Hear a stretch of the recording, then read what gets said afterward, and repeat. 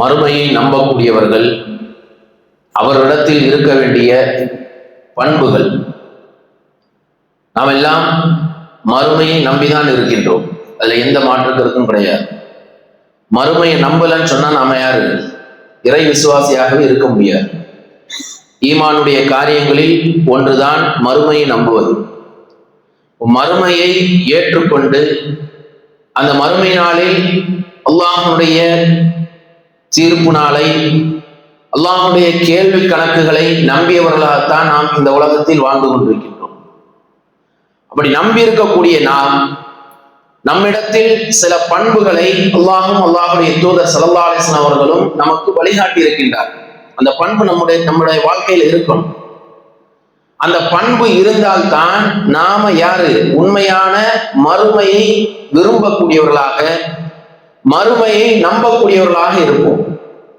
மறுமையை நம்பக்கூடியவர்கள் இந்த பண்புகளை உடையவர்களாகத்தான் இருப்பார்கள். இப்ப நாம சொல்லப்படக்கூடிய சில பண்புகள், இந்த பண்புகளை எல்லாம் நாம எப்படி இருந்திருக்கோம்? ரமலானுடைய மாதத்துல சரியா பின்பற்றி இருக்கிறோம். அதுல எந்த குறைபாடுகளையும் நாம வைக்கவில்லை. இப்ப நாம ஏன் இன்னைக்கு இந்த தலைப்பு எடுத்திருக்கிறோம் சொன்னா, ரமலான் மாசத்துல அந்த பண்புகளை உடையவர்களாக நாம் வாழ்ந்திருக்கின்றோம். எஞ்சிய நாட்களில், நம்முடைய வாழ்நாளில் எல்லா நாட்களிலும் இந்த பண்புகள் நம்மிடத்தில் இருக்கின்றதா என்பதை சீர்தூக்கி பார்ப்பதற்காக வேண்டிதான் இந்த தலைப்பு. முதல் பண்பு என்ன தெரியுமா? மறுமையை நம்பக்கூடியவர்களுடைய பண்பாக அல்லாஹ் ரப்பல் சுப்ஹானஹு வ தஆலா தன்னுடைய திருமறையில 6வது அத்தியாயத்தினுடைய 92வது வசனத்துல சொல்லி காட்டுகின்றான். வல்லதீன யுமினூன பில் ஆখিরা, யார் மறுமையை நம்புகின்றார்களோ அவர்கள் யுமினூன பிஹி வஹும் அலா ஸலாத்திஹிம் யுஹாஃபிதூன், அவர்கள் தங்களுடைய தொழுகையை பேணிக் கொள்வார்கள். தொழுகையில எந்த பேணுதலும் இல்லாமல் தொழுகையை பாழ்படுத்தக்கூடியவர்களாக இருக்க மாட்டார்கள். தொழுகையினுடைய நேரம் வந்துருச்சு, தொழுகைக்காக வேண்டி பாங்கு சொல்லப்பட்டாச்சு, தொழுகையினுடைய ஜமாத் நடக்க போகுது அப்படின்ற அந்த தகவல் கிடைச்சிருச்சுன்னு சொன்னா உடனடியாக அந்த தொழுகையை நிறைவேற்றக்கூடியவர்களாக இருப்பார்கள். யாரு? மறுமையை நம்பக்கூடியவர்கள். மறுமையை நம்பக்கூடியவர்கள் தொழுகையை எந்த விதத்திலும், எந்த சந்தர்ப்பத்திலும், எந்த காரணத்திற்காக வேண்டியும் தொழுகையை பாழ்படுத்த மாட்டாங்க. தொழுகையை ஒருபோதும் பாழ்படுத்த மாட்டார்கள். தொழுகையில பேணுதலாக இருப்பார்கள். தொழுகையை ஏனோ தானோ என்று தொழாமல், நமக்கு நேரம் கிடைச்சா, நமக்கு சந்தர்ப்பங்கள் அமைஞ்சா, நமக்கு வேலைகள் இல்ல, ஃப்ரீயா இருந்தா அப்படின்ற அந்த எண்ணம் யாருடைய உள்ளத்துல வராது? மறுமையை நம்பக்கூடியவருடைய உள்ளத்தில் வராது. மறுமையை நம்பக்கூடியவர்கள் எப்படி இருப்பாங்க?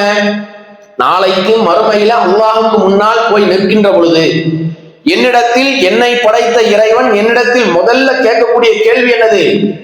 தொழுகையை பத்தி கேட்பான். அல்லாஹ்வுடைய தூதர் ஸல்லல்லாஹு அலைஹி வஸல்லம் சொல்லியிருக்காங்க, அஸ்ஸலாத்து மிஃப்தாஹுல் ஜன்னா, தொழுகை என்பது சொர்க்கத்தினுடைய திறவுகோல். ஒரு பூட்டை திறக்கணும்னு சொன்னா சாவி எப்படி இருக்கணும்? சரியா இருக்கணும். சாவியினுடைய அந்த பற்கள் உடைஞ்சிருச்சுன்னு சொன்னா பூட்டு திறக்குமா? திறக்காது. சாவியினுடைய அந்த பற்கள் தேய்ந்து விட்டாலும் அந்த பூட்டுக்கள் என்ன ஆவது? திறக்காது. அப்ப பூட்டு திறக்க வேண்டும் என்று சொன்னால் சாவி சரியாக இருக்க வேண்டும். அப்ப சொர்க்கத்தினுடைய திறவுகோல் என்று அல்லாஹ்வுடைய தூதர் ஸல்லல்லாஹு அலைஹி வஸல்லம் அவர்கள் இந்த தொழுகையை தான் சொல்லி இருக்காங்க. இன்னும் ஒரு படி மேல போய் ரசூலுல்லாஹ் சொல்றாங்க, என்னுடைய கண் குளிர்ச்சி எங்க இருக்கு தெரியுமா? தொழுகையில தான் இருக்குது அப்படின்னு. அப்ப தொழுகையை அந்த அளவுக்கு நேசிக்கக்கூடியவர்களாக, தொழுகையை எந்த நேரத்திலும் தவறவிடாதவர்களாக இருந்திருக்கின்றார்கள். ஆனால் நம்முடைய வாழ்க்கையில யோசிச்சு பாருங்க, கடந்த மாதத்துல நம்முடைய தொழுகையினுடைய இபாதத்துக்கள் எல்லாம் எப்படி இருந்தது? இந்த மாதம் கிட்டத்தட்ட ஒரு 15-16 நாள் கடந்து வந்திருக்கும். இப்ப இந்த 15-16 நாட்கள்ல நம்முடைய தொழுகைகள் எப்படி இருக்குது அப்படின்றதையும் நாம சிந்திச்சு பார்க்கணும். அப்ப அதுல குறைபாடு உள்ளவர்களாக இருந்தோம் என்று சொன்னால் கண்டிப்பாக நாம் அதை திருத்திக் கொள்ள வேண்டும்.